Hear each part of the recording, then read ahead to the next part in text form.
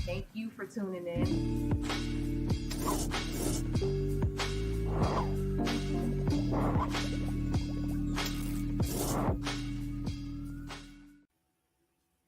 Hey, what's up, Hilo News family? This show is brought to you by Baptist Health's Pine App. Healthcare at your fingertips with the Pine App.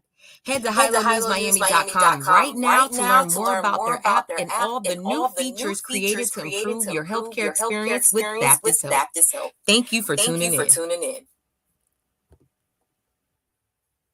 Hey, what's up, Hilo News family? Welcome to another episode of Can We Talk, our show where we talk to dope people in the community doing dope things, and today is no different.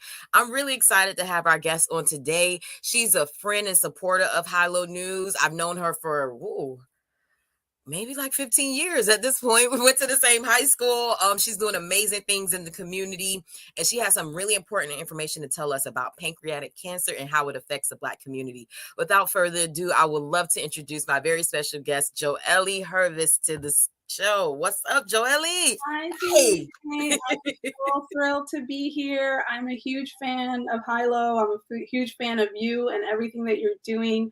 You've also been a supporter in the past, providing the information. So I'm honored to be back and thankful. So thank you, thank you, thank you.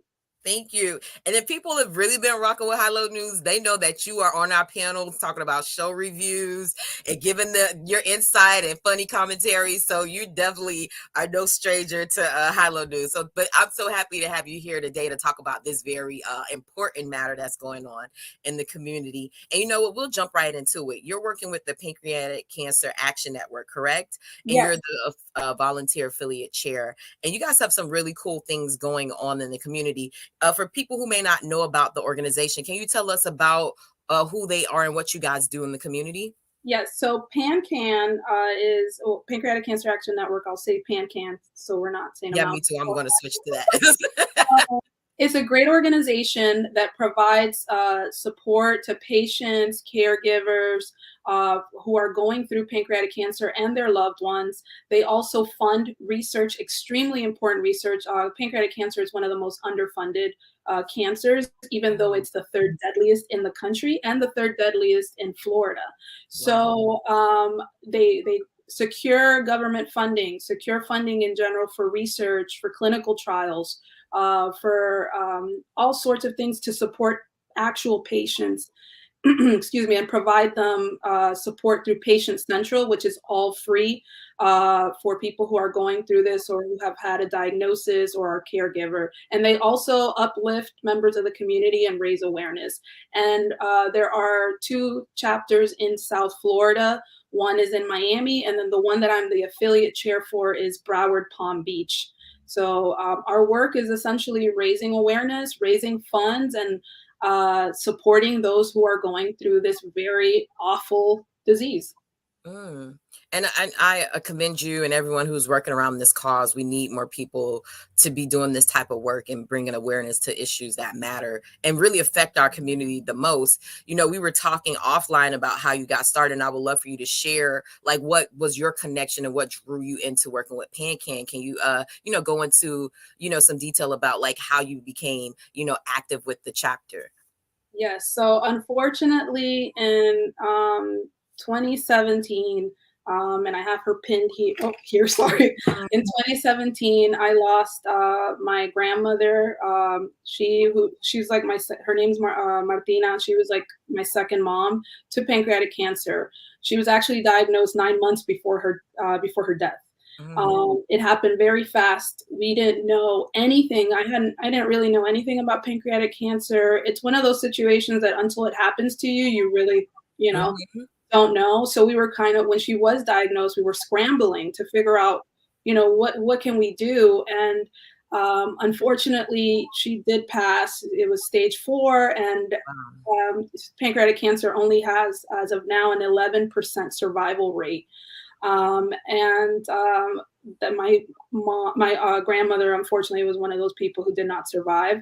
And a year after that, I wanted to find a way to honor her life. She was a very giving and loving person. And the best way that I thought I could do that was to help other families not have to go through what we went through, or if they're going through what we experienced, that they have the right support. So I found, through a Google search, I found PanCan. I went to a Purple Stride event, which is a walk, an annual walk that we do every year. Fell in love with the organization, found so much hope through it that I decided to get involved. I first became a communications chair doing media outreach, which is one of the ways that you helped me, Janae, in the past. And then this October, I took over as affiliate chair. So it's been kind of like, it's been a journey, and it's been a sad but very beautiful journey, because I get to help people in the community, and I get to honor my grandmother. That's amazing. And I love that you took, something that was very painful to you and you turned it into something that was mission driven. And I know that, your grandmother is probably looking down, smiling on you like, yes, continue on my legacy and helping other people. So, congratulations on that.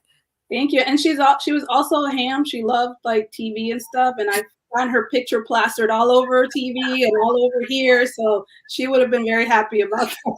Oh, I love it. You should have gave me a picture. We could have been putting grandma up. You know what? We'll put it in the article. I'll do an article and we'll put her picture up there. Yeah, it's gonna be a good one. And I want to know, you were talking about some of the symptoms and things that people can look out for. Can you talk about like what are some symptoms that people can like be on the lookout for? They may be experiencing, but they may not know could be pancreatic cancer. Can you talk more to that? Yeah, before I get into the symptoms though, really quickly, I just want to state that for the Black community, and I'm talking about Black Americans, because out of any ethnic and racial group, Black Americans have the highest incidence rate of pancreatic cancer. Wait, so that's even out of our Caribbean brothers and sisters, our Afro-Latina brothers and sisters, like just Black Americans, like Black Americans, descendants from American slaves, like we're okay. The highest out of any racial or ethnic group. Wow. So I'm Black Latina, so I wouldn't even be, my grandmother would not even be considered in that percentage. So just to put the scope of it, it's last research that was done up to 67% higher than any group, which is insane, especially when you think that when you realize that there's only an 11% survival rate. Yeah. So the circumstances can be even more bleak for members of the Black American community. So it's important to share that, because there's also, when we're talking about risk factors, one of the problems is that people don't know what those risk factors are. In the Black American community, unfortunately, diabetes and obesity are huge issues. And those are two key risk factors of pancreatic cancer. So it doesn't mean that if you have diabetes or that you have an obesity issue that you have pancreatic cancer, but those are important things to know, because when you're visiting a doctor and you're feeling something's off, you at least are armed with the information to ask the right questions. You have, for example, recent onset diabetes, or that you have obesity, then you can know, is pancreatic cancer my abdominal pain that I'm feeling in my mid-back? The fact that I'm jaundiced. Maybe you started losing weight recently out of nowhere. Maybe you lost appetite. Then you can start asking those questions to your healthcare provider to really say, you know what, something doesn't feel right. And that you can say, is pancreatic cancer something we need to look into? And pancreatic cancer, the reason the outcomes are so bleak, and it's for everybody who has it. It's not just for Black Americans, but unfortunately, Black Americans do have a disproportionate incidence rate. The problem is that where the pancreas is located, it's pretty hidden. So often the way it's found when it's already metastasized. Like in my grandmother's case, it was already, it had spread. When you say metastasized, that just means it's spread to other organs. So it's very hard, and there's not an early detection protocol available. So that's why knowing your risk factors and knowing the symptoms is so crucial. And then those risk factors before you move on? Because I love this graphic that you provided us so people can see. And if you guys are watching this, definitely look at the screen because Joelle and Pan has provided us with some really cool graphics for you guys to see visually what some of these risk factors are. Yes, and it's in hindsight, I realized that my grandmother was experiencing a lot of those symptoms, and we didn't know. She had pancreatitis attacks, and she had jaundice. She was jaundiced at some point. She had a severe weight loss, and a nausea and loss of appetite. She had all of this, and we didn't really know to ask those questions. And we would take her to the hospital, especially when she would have her pancreatitis attacks, and which is a risk factor, not a symptom, I'm sorry, but it is part of when you get that, it can cause it. We didn't know to ask. The doctors, what they were saying was, oh, does she drink? Because pancreatitis usually can also happen in people who have alcoholism. My grandmother did not drink any alcohol. So we were like, no, but we didn't know how to advocate for her because we had no idea what she was going through. And unfortunately, the healthcare system for Latinos and Black Americans often can be a very tricky system because they are either not listened to, or they don't know what questions to ask, or they are just, they take, or they don't go. They either don't go, they don't know what to ask, or they're treated, unfortunately, in some cases, they're not treated with the same level of care as other groups. So we couldn't push back and say, no, this has to be this. We didn't know. And you don't know what you don't know.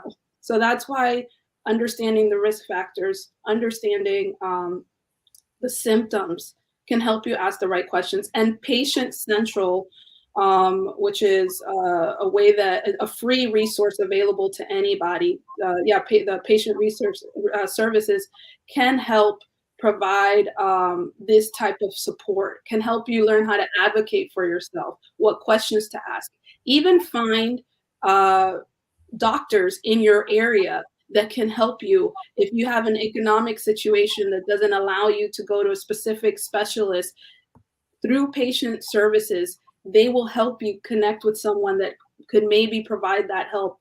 And you won't have to scramble over, like, where can I pay for this? Because another issue, especially in the Black American community, is the socioeconomic situation. Sometimes you can't afford to go to the doctor, or the care that you can afford is not up to par. And that can be so detrimental, because something that could have been discovered or treated earlier, unfortunately, by the time that you get the help you need, could be too late. And with pancreatic cancer, honestly, every minute counts to find out what's going on with you. Wow. And I'm so glad that you broke down those risk factors, because a lot of us in our community have diabetes, or have obesity, have these different things. So these are more questions that we're armed with asking, like, hey, let's check this out. Let's run this test. Let's, see what's going on with these different things. Because like you said, who would know to say, check into this, or know that diabetes, could be a factor in me getting this, cancer later on. So I'm so glad you guys are doing this awareness work. And I'm so glad that you provided us with these graphics, because I feel like people can get, a visual of what's going on. And then also too, like I said, we always do an article with our video interviews. So all of these graphics, if you guys, didn't catch it or whatever the case may be, even though you could pause the video, screenshot it, but also too, we're going to put it in our article so that you guys can have all this information that Joelle is talking about that is available to us to know about pancreatic cancer. And Janae, if I may add to, one of the risk factors was age. Yes, majority of folks who get pancreatic cancer are usually in senior citizen age group, but I want everybody to know that is not, there are exceptions. We have a group, one of my amazing chair members in my group, her best friend was in her 30s when she was diagnosed and died with 2 young kids. Another colleague of mine had someone in their 20s who was diagnosed with pancreatic cancer. So that's why everybody, regardless of age group, obviously those who are older, my grandmother was in her 70s when she was diagnosed, but those who are older, and anybody, if you are experiencing a variety of symptoms that just don't feel right, you know your body better than anybody else. So if you start feeling something's off, you know you have risk factors as well and symptoms, and that pairs up. Ask those questions to your doctor. See if they can, and you know what, if you don't feel comfortable with them, reach out to patient services. Because if you don't even know who to reach out to, because that's another thing, we didn't know who to reach out to when my grandmother was diagnosed. We were like, I guess an oncologist, but do we have, we didn't know a gastroenterologist, I don't know how to say that word. We didn't know gastro was a part of it. So patient services can also help you pinpoint which doctors you should probably reach out to, what kind of doctors, which is another huge thing, because some people are like, I have this thing, I don't know where to go to find out more about what's going on with me. Patient services can support with that, and it's all free, which is my favorite part. Yeah. And you know what? The interesting thing is this too, because unless you're in this world, like as a person, a lay person that's just going to the doctor, I'm assuming if I tell my doctor certain things that they're going to give me that referral, they're going to tell me what doctors to go to, or they're going to say what tests to run. Because let's just say if I'm, experiencing like diabetes and jaundice, some of the risk factors or symptoms, and my doctor, I'm assuming they're going to say, hey, these are the possible things, let's test for this. And a lot of times we're putting our faith into the doctors that we're going to, our healthcare professionals.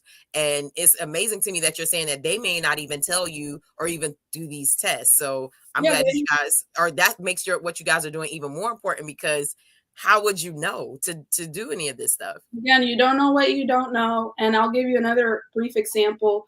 Our survivor chair, who just hit 5 years of survival, Eric, he's awesome. He went to the doctor. The doctor found a tumor in his pancreas. They actually found it very early on, but the doctor said, no, you know what? Wait a year. And Eric said, no, I'm not waiting a year. He went to another doctor. Wait a year? Wait a year. It's not a big thing. We went to another doctor. Had he waited that year, Eric would not be alive. So it's very important to advocate for yourself and to learn how to advocate for yourself, or for your loved ones. My grandmother didn't speak English. I wish, in hindsight, if I was armed with all this information, I would have been able to ask more of the right questions when she was going through these different hospital visits, because my grandmother went to the hospital many times leading up to her diagnosis. And no one caught it until we went to Cleveland Clinic, and they told her, you only have like 2 months to live, get your affairs in order. So yes, it's so important to be able to advocate. And I say this for anything, for any type of situation. It doesn't have to be just pancreatic cancer, just in general. Learn how to advocate yourself at a doctor's office, because one doctor, and it's not because, oh, doctors are evil. No, it's just sometimes doctors miss things. They're human beings. Other times there are doctors who are not thorough. And other times, you just have to push and you have to be persistent. And thanks to Eric being persistent, he reached 5 years this year, and his scans are completely clean. So this is another example of why advocating for yourself, sometimes even when a doctor tells you something, getting that second opinion is important. And this is another way that patient services can provide support for patients and for people who have received the diagnosis, received a prognosis, or been told, oh, you can wait, or there's nothing we can do. There's so many different things. A late stage diagnosis does not have to be a death sentence. We have people who have been survivors for 20 years in our team. Mike, a guy named Mike, who's more than 20 years survivor. Another person in my group, 9 years, who's been a survivor for 9 years. So there's different things that can be done to help you either prolong your life or keep thriving in spite of diagnosis. There's surgeries you can do. There's non-surgical measures too that are being explored, and there's clinical trials that could potentially save your life. This is such good information, and that's crazy. You're saying that about your fellow member that he had a tumor. Somebody said wait a year, like that right there would tell me like get a second or third, fourth or fifth opinion. Like that's not normal. So I love what you're saying though about advocating for yourself, and so many times like, and I think also too it creates a cycle. Like if I have a bad experience with the doctor or they're giving me pushback, then I'm not going to want to go. So it adds to us not going to the doctor more in our community. But we have to learn how to speak up for ourselves. And that's crazy. And as an adult, I'm learning to do that and ask second and third opinions. And it just feels, for whatever reason, it feels uncomfortable. It feels weird. It feels also too, I don't know if this has to do with racism or gender. It feels like this is the authority figure. So whatever they're saying goes. And we're just in our culture not taught to push back a lot of times to authority figures. And so all of this stuff kind of goes into how it affects our health. But I'm so glad, like I said, that you guys are advocating and saying, hey, even we have patient services. If you don't know what to say, we can arm you with the information so you know how to go into these meetings. So this work that you guys are doing is so vital. I want you to talk more about like the things that your specific chapter is doing, because I know you guys have events coming up. You guys do specific things in the community. So please, feel free to share any information that we can know about like what your chapter is doing. And then too, how can people join you guys as well? Yeah, so like I said, we have a chapter in Miami. We also have, for those who are in Miami, I know a big chunk of your audience is also in Miami. We have and then we have the chapter that then you can be part of my crew in Broward and Palm Beach. That's my group. And we do so many things throughout the year. We do tabling events at health fairs, at farmers markets. We try to talk to members of the community wherever we can. We have socials. We just had a social for my organization at the Yard House and had a great time. We're going to do coffee meetups. So we do different things to get together and support each other and support our community and get the word out about what's going on. The biggest event we have every year, which you put up, thank you, is our PURPLESTRIDE event, and which is the way that a lot of people get to know us. That's how I got to know this organization. It's such a beautiful event. It's a free walk that there's one happening in Miami and one happening in Broward, in Boca. And they're all happening on April 29th. And it's all like every chapter. And just so you know, it's not just in South Florida. PanCan is all over the country. So there's walks happening all over the country on the same exact day of April 29th of next year. And basically people wear their purple, they come with pictures of their loved ones, or they come with their loved one who's fighting. We highlight survivors. You get freebies from organizations that are, sponsoring food, coffee. It's just it's almost like it's a beautiful celebration of life, even for those of us who have lost someone.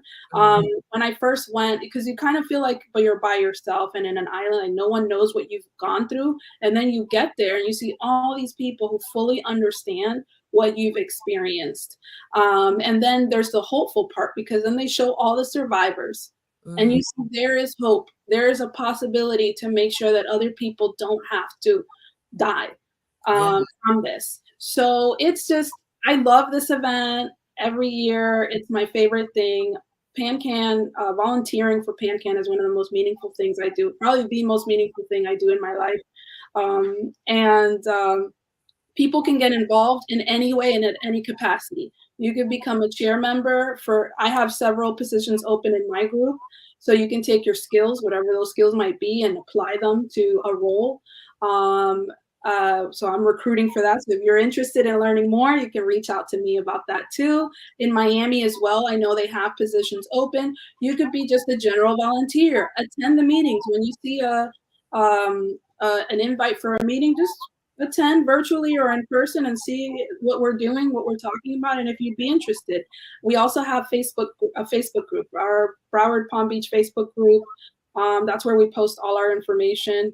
And you can also find the walk information, pancan.org, and there's specific PURPLESTRIDE ones, but you can find all that through there, or you can just email me and I'll share with that. And I know in the slide too, you had the links. You had the links to the walks. So whether it's a walk, whether it's volunteering year round, also students need those volunteer hours. we can always use all the help possible during our walks. So if you want to volunteer for the walk in Miami or the walk in Boca, and you're a student and you need those hours, we'll gladly fulfill those for you as well. So, and if you just want to get involved or honor a loved one, just, let me know. That's what's up. And for everyone that's looking at the screen, I put up Joelle's email in the website so that you guys can connect with her chapter and learn more about PanCan and all the great things they're doing in the community. Joelle, I'm so grateful for you coming on today, talking about this and just giving all this, useful information. I want our platform to be a place where people come and get all that they need, to know about what's going on in the community. Thank you for the work that you're doing. Thank your chapter and this organization for the work that they're doing. You guys are a friend of the show. Please, whatever information, whatever news that you guys have going out, continue to send that to us. I want to make sure that I share that with my audience as well. So thank you for coming on today and talking about this. And like I said, her contact information is on the screen. Their walk is next April. Make sure you're on the website, join their Facebook group so you can be updated on what's going on. And do you have anything else that you want to add that we didn't touch on? All I want to say is reiterate how proud of you I am and how proud of this platform I am and how everything that you're building. And it's so important to have platforms like yours that are catering to and providing information to the members of the Black community, because, sometimes this is something that we don't get elsewhere. And just the work you're doing is fantastic. And thank you for letting me and my crew, talk about what it is that we do.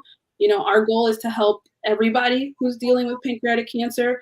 But one of the things I love about PanCan is that they're very inclusive and they're aware of the fact that there is a disparity in the Black community when it comes to incidence rate. So they're also very proactive and have webinars and different resources that are specific to the Black community. So you can also find that through pancan.org. Thank you, Janae. You are doing great work. Oh, thank you. So are you. I appreciate you for supporting Black-owned, woman-owned media. Also, too, the work that you're doing, not saying that other publications wouldn't give you the spotlight, but I'm like, here you can have a longer conversation and flesh out more things than like TV or maybe, the Miami Herald's going to give you a quick interview or other, bigger organizations.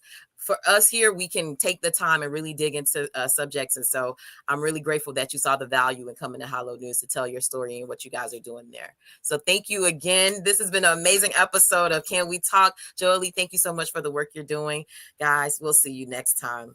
Bye.